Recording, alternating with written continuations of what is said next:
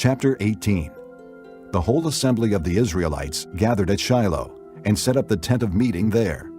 The country was brought under their control, but there were still 7 Israelite tribes who had not yet received their inheritance. So Joshua said to the Israelites, "How long will you wait before you begin to take possession of the land that the Lord, the God of your fathers, has given you? Appoint 3 men from each tribe.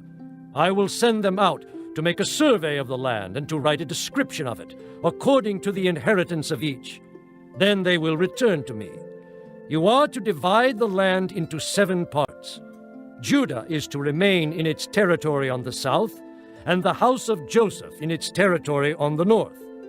After you have written descriptions of the 7 parts of the land, bring them here to me, and I will cast lots for you in the presence of the Lord our God. The Levites, however, do not get a portion among you, because the priestly service of the Lord is their inheritance.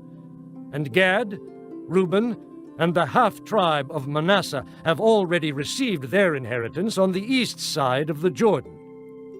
Moses, the servant of the Lord, gave it to them." As the men started on their way to map out the land, Joshua instructed them, "Go and make a survey of the land and write a description of it. Then return to me, and I will cast lots for you here at Shiloh in the presence of the Lord." So the men left and went through the land.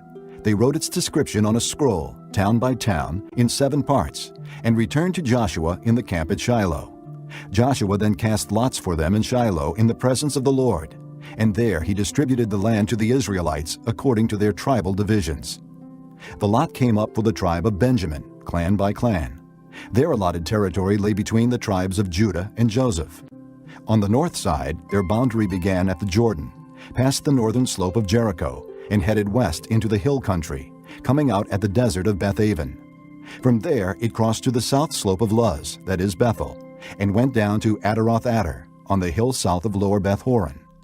From the hill facing Beth-horon on the south, the boundary turned south along the western side and came out at Kiriath-baal, that is Kiriath-jearim, a town of the people of Judah. This was the western side. The southern side began at the outskirts of Kiriath-jearim on the west, and the boundary came out at the spring of the waters of Nephtoah. The boundary went down to the foot of the hill facing the valley of Ben-Hinnom, north of the valley of Rephaim. It continued down the Hinnom Valley along the southern slope of the Jebusite city, and so to En-rogel. It then curved north, went to En-shemesh, continued to Geliloth, which faces the pass of Edomim, and ran down to the stone of Bohan, son of Reuben. It continued to the northern slope of Beth-arabah, and on down into the Arabah. It then went to the northern slope of Beth-hoglah, and came out at the northern bay of the Salt Sea, at the mouth of the Jordan in the south. This was the southern boundary. The Jordan formed the boundary on the eastern side. These were the boundaries that marked out the inheritance of the clans of Benjamin on all sides. The tribe of Benjamin, clan by clan, had the following cities: Jericho, Beth-hoglah, Emek-keziz, Beth-arabah, Zemaraim, Bethel, Avim, Perah, Ophrah, Kepher-ammoni, Aphai, and Geba, 12 towns and their villages; Gibeon, Ramah, Beeroth, Mizpah, Kephirah, Moza, Rechem, Irpeel, Terlah, Zelah, Haeleph, the Jebusite city, that is Jerusalem, Gibeah, and Kiriath, 14 towns and their villages. This was the inheritance of Benjamin for its clans.